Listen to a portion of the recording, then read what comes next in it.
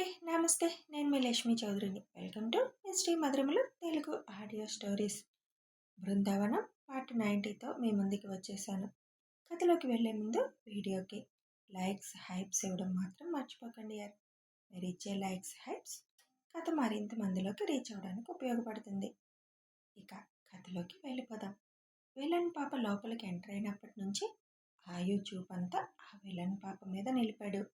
శివు already గమనించినట్టే stage పైన చీఫ్తో మాట్లాడుతూ ఉన్నాడు. ఆయుష్ చూసి కూడా పలకరించాలని అనిపించక పక్కకు వెళ్ళిపోతుంది.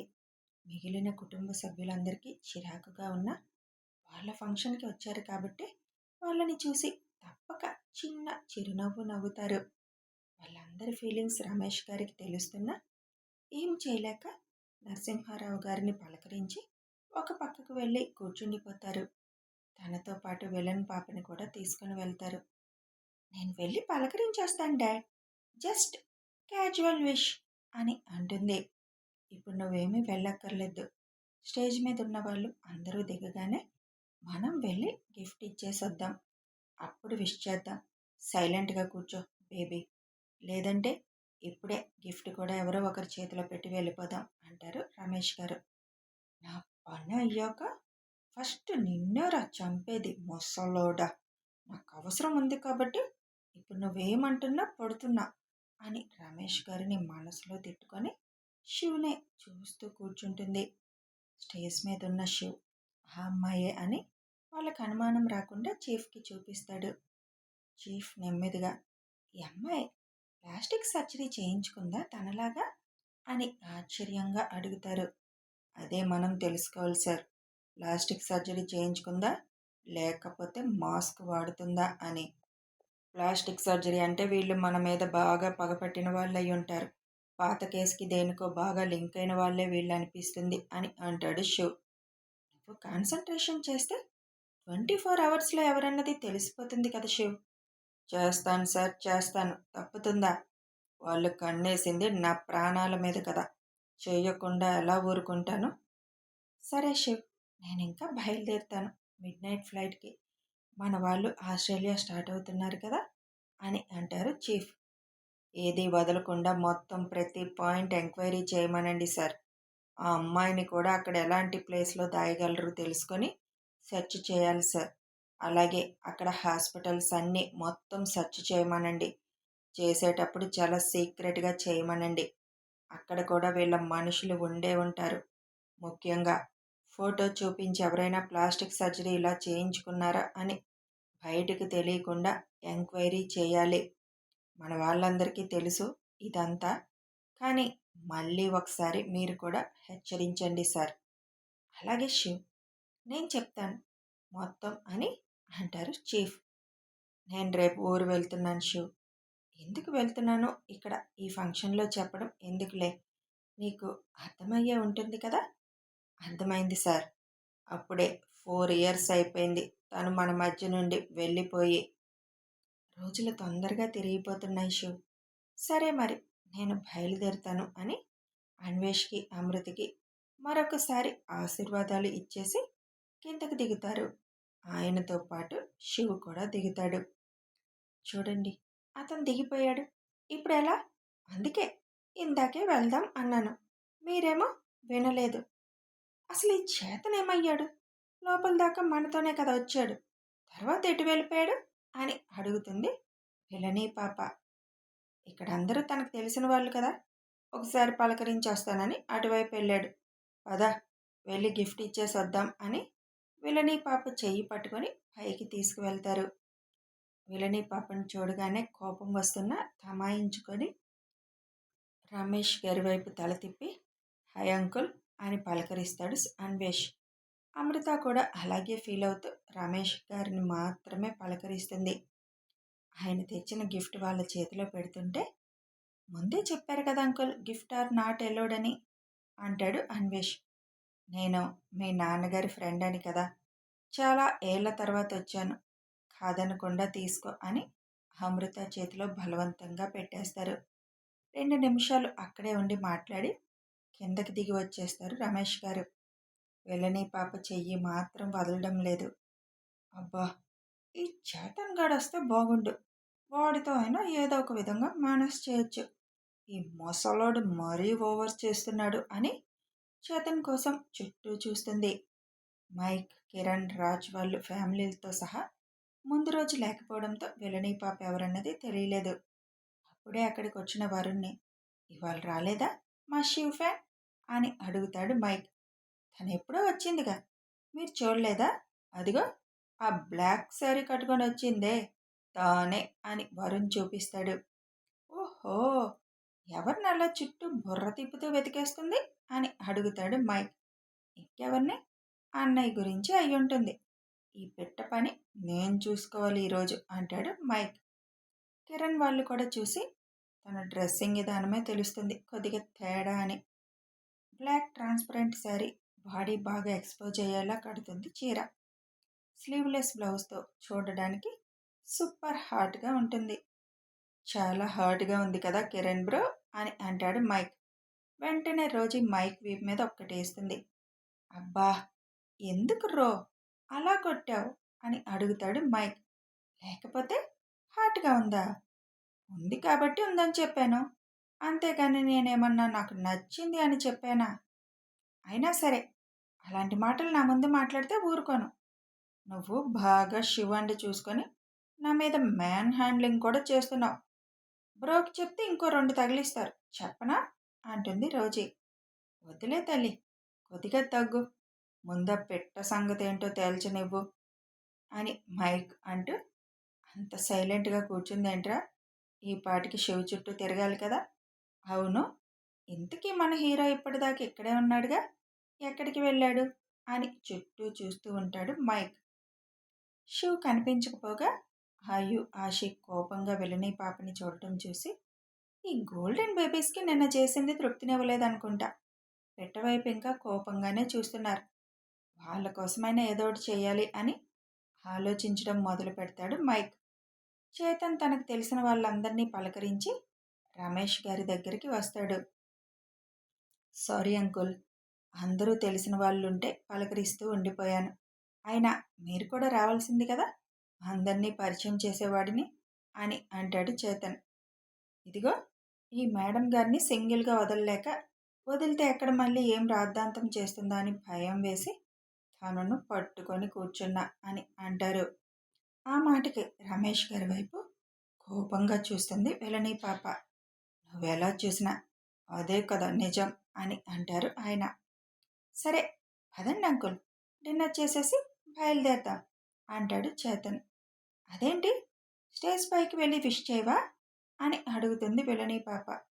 మమ్మీ డాడీ ఆల్రెడీ విష్ చేసేశారు, ఇంక నేనేం చేస్తాను, నేనేమన్నా ముసలోడినా వెళ్ళి ఆశీర్వదించడానికి? పైగా తన డాక్టర్, తన ప్రొఫెషన్ వేరు, ఇంతవరకు తనకి నేను తనకి తెలీదు. ఇంక వెళ్ళి ఏమని విష్ చేస్తాం? మరి అలాంటప్పుడు ఎందుకు వచ్చినట్టు? ఇది ఇంకా బాగుంది, అటెండెన్స్ వేయించుకోవాలి కదా పిలిచినప్పుడు. మనందరం ఉన్నది ఒకటే ఫీల్డ్లో.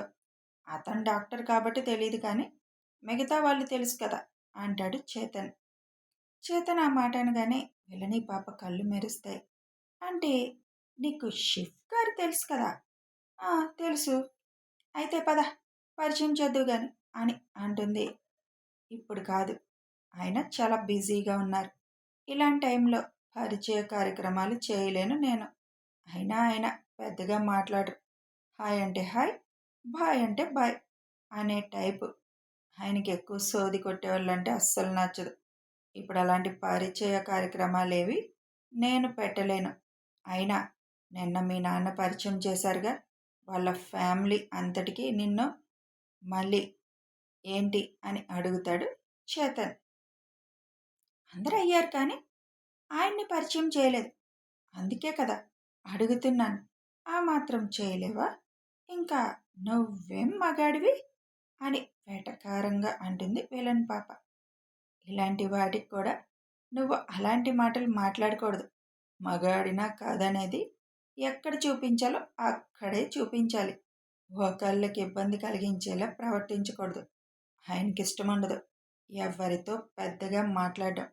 అలాంటప్పుడు మనం వెళ్ళి ఇబ్బంది పెట్టకూడదు కదా. నువ్వేదో అన్నావని నేను నిరూపించుకోవడానికి నిన్ను తీసుకువెళ్ళిపోయి ఆయన ముందు నిలబెడతా అనుకుంటున్నావా? అంత లేదమ్మా. ముందు నీ ప్రవర్తన మార్చుకో. పెళ్ళైన వాడి మీద ఆశ పడడం మానేయ్. నువ్వు అలాంటి ఆలోచన చేస్తున్నావని ఆయనకి తెలిసిందంటే నీ బిజినెస్ మొత్తం ఒక్క రోజులో పాతాళానికి వెళ్ళిపోయి మీ ఉనికి కూడా తెలియకుండా అయిపోతుంది. ఆయన గురించి నువ్వు పూర్తిగా తెలుసుకో. ఏదో పైపైన తెలుసుకొని వచ్చేసి నీకు పడిపోతాడని ఎదవ్వ కలలు పడకు. అతను రాముడు లెక్క. తన భార్యను తప్ప ఇంకొకరిని చూడను కూడా చూడడు. ముందు ఎదుటి వాళ్ళతో ఎలా మాట్లాడాలో నేర్చుకో. నేను నీతో జోక్గా మాట్లాడుతున్నాను కదా, నిదానంగా ఉన్నాను కదా అని నాతో ర్యాష్గా మాట్లాడాలని మాత్రం చూడకు. ఏదో మీ నాన్నగారు మా నాన్నగారు బెస్ట్ ఫ్రెండ్ అని మిమ్మల్ని చూసుకోమన్నారని నేను కొద్దిగా నిదానంగా ఉంటున్నాను. నీ పనుల కోసం నన్ను బకరా చేయాలని చూస్తే అప్పుడు నేను మగాడినా కాదా అని నీకే డైరెక్ట్గా చూపిస్తా. మైండ్ ఇట్ అని చెప్పి పదండి అంకుల్, డిన్నర్ చేసి మనం బయలుదేరదాం అని అంటాడు చేతన్. చేతన్ గట్టిగా మాట్లాడేసరికి ఏం మాట్లాడలేక ఇప్పుడేం మాట్లాడినా మొదటికే మోసం వస్తుందని సైలెంట్ అయిపోతుంది విలని పాప. రమేష్ గారు తన చేయి పట్టుకొని అక్కడి నుంచి డిన్నర్ దగ్గరికి తీసుకెళ్ళిపోతారు. అదంతా చూసిన మైక్ వాళ్ళు, చాలా ఎక్కువ ఉందిరా ఈ పాపకి, పాపం ఆయన కూతురు ఎక్కడ రాద్ధాంతం చేస్తుందా అని చెయ్యి వదలకుండా తిప్పుకుంటున్నాడు ఆయన వెనకే. అలాంటి కూతుర్ని కంటే అంతకంటే ఏం చేయగలరు అంటుంది శ్రావణి. అమ్మ ఐశ్వర్య, శివ ఎక్కడా కనిపించలేదు, ఎక్కడికి వెళ్ళాడు అని అడుగుతారు రావుగారు. తెలియదు మావయ్య, నేను కూడా అదే చూస్తున్నాను. సర్లే, ఏదో పని మీద ఉండుంటాడు. పిల్లలెక్కడా? అదిగోండి అక్కడ ఆడుతున్నారు అందరూ అని చూపిస్తుంది ఐషు. సరే అమ్మా, నేను చూసుకుంటానులే పిల్లల్ని, నేను వెళ్తున్నాను వాళ్ళ దగ్గరికి అని రావుగారు పిల్లల దగ్గరికి వెళ్ళిపోతారు. ఇంకా ఎంతసేపు అన్వేష్ గారు, మనం ఇక్కడ ఇలా బొమ్మల్లా నిలబడాలి అని అడుగుతుంది అమృత. ఈ రోజుకి తప్పదురా, అంతా విఐపి గెస్టులు కదా, కొద్దిగా లేటుగానే వస్తుంటారు. 10 వరకు మనం ఇక్కడ ఉండాల్సిందే. ఈ ఒక్కరోజు తప్పదు నీకు ఈ కష్టం. కష్టమేం లేదులేండి, కాకపోతే మన వాళ్ళందరికీ దూరంగా ఇక్కడ మన ఇద్దరమే బొమ్మల్లా నిలబడాల్సి వస్తుంది, అదొక్కటే కష్టం. సరే 2 నిమిషాలు కూర్చుందాం అని వాళ్ళ కోసం వేసిన కుర్చీలో కూర్చుంటారు ఇద్దరు. బాగా టైర్డ్ అయిపోతున్నావు కదా? అదేం లేదు విష్, ఇంక ఈ ఒక్కరోజే కదా, రేపటి నుంచి మనం ఫ్రీ అయిపోతాం, హడావిడులు ఏమీ ఉండవు.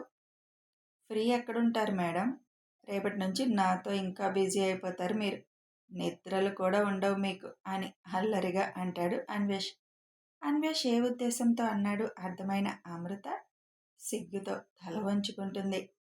నువ్వు ఇప్పుడు ఇలా సిగ్గుపడితే ఇక్కడే ముద్దు పెట్టాలనిపిస్తుంది.